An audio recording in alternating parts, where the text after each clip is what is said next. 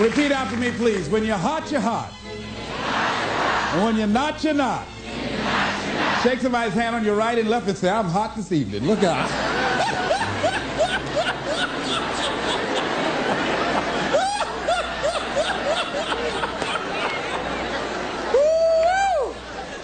Let me tell you something.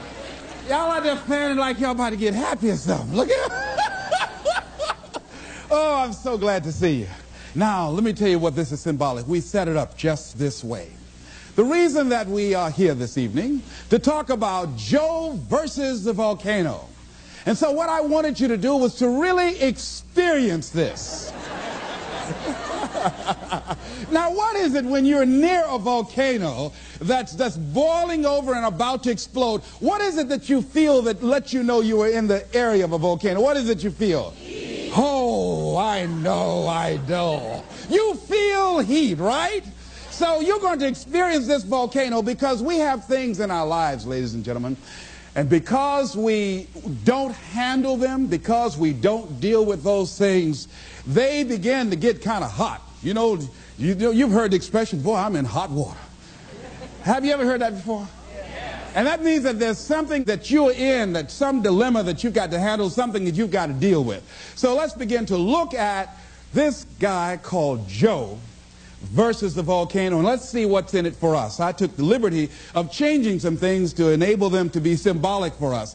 And Tom Hanks plays this role, and for those of you that have not seen the movie, it's about a guy who was going to work every day. It was very depressing. I mean, when you see it, I mean, the photography is very dingy looking and gray and very dim lighting, and the people are going in looking drab, doing the same old thing every day in the same old way. Some of you work with people like that. There are faces that you wish you never ever saw. Am I right? I mean, if you never saw them again, it would be too soon. Now, am I right? I'm going right, all right? So this is what was going on. This guy was going into this job where it was a dead-end job. He wasn't happy. He was miserable, and many of us can identify with that.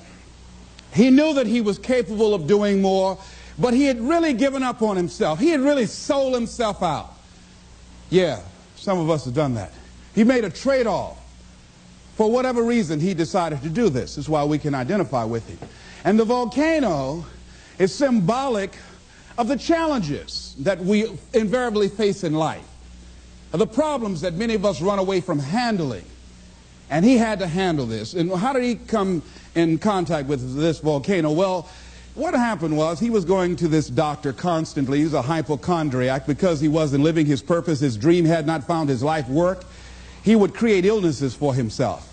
And so what happened in the process, this doctor decided, he set him up really. See, when you're not living your goal, you go through life living like a victim. People can set you up for anything. They can run any kind of game on you and you go for it. I had a saying when I was in radio, stand up for what you believe in because you can fall for anything.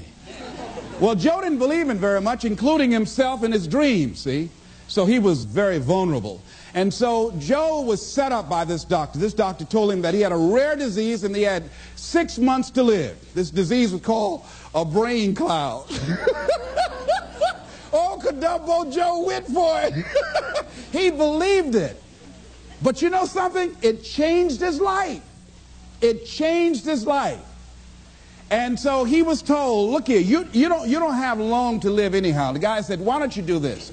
I'm going to give you all my credit cards, and this way you can live like a king, and there's something I want you to do. There was a catch. There's a volcano on an island that's about to erupt. And unless somebody jumps in that volcano, sacrifice their life, these people on this island will perish. Well, your life isn't worth much if you don't have that long anyhow.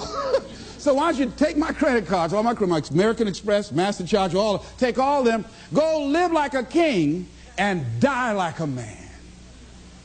And Joe said, okay. What did he have to lose? He was going to die anyhow. And his life didn't have any meaning and value to him as it was. So this was no big sacrifice on Joe's behalf. Now that says something about us, people, human beings. That when you have not structured your life so that it can have some meaning and value for you, that you'll be willing to throw your life away into anything. See, the volcano could be alcohol. It could be drugs. It could be a job that does not meet who you are. That you go through life, you're doing it so long, you're operating in this and you're acting out that role of mediocrity for so long, you think it's you.